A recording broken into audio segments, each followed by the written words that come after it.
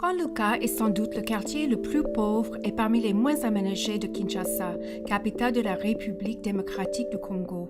Peu après l'indépendance du pays en 1960, la tribu Yaka a été relogée dans ce quartier de Kinshasa et c'est ainsi que Gianluca a vu le jour.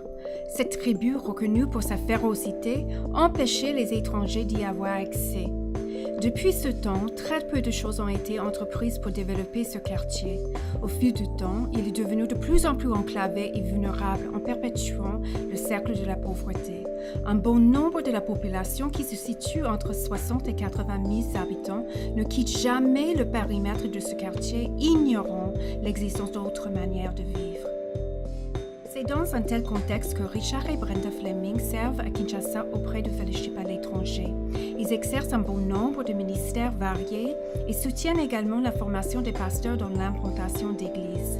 De plus, ils travaillent étroitement avec un pasteur, Anna Kudevilla, qui dirige un grand nombre de ministères à Gianluca au nom de la FONDAC, une fondation chrétienne de charité qui a été créée pour éliminer la pauvreté et pour soulager la souffrance humaine de cette région.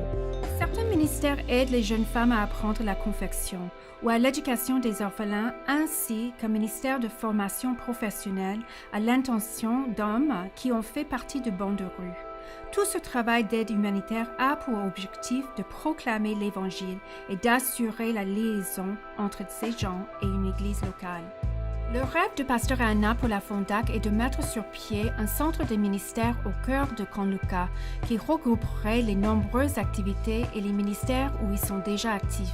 Ce centre leur assurerait une présence vraiment viable et apparente dans cette communauté aux grands besoins, favorisant le changement de l'intérieur. Ce projet leur permettrait de faire l'acquisition d'une parcelle de terrain, puis la construction d'un centre où ils pourraient exercer un ministère à chacun de ces groupes de personnes vulnérables et de former des pasteurs et des dirigeants pour qu'ils participent activement à l'œuvre du royaume de Dieu. Le pasteur Anna et son équipe de la FONDAC ont déjà prouvé leur fidélité et révélé leur vision du ministère envers cette population désespérément démunie au cœur de Kinshasa.